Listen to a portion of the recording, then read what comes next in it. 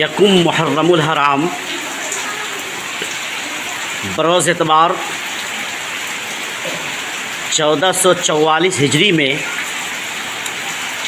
रज़ानगर उत्तरासाली चकमैसी कल्याणपुर ज़िला समस्तीपुर बिहार में मूसलाधार और शानदार बारिश हो रही है।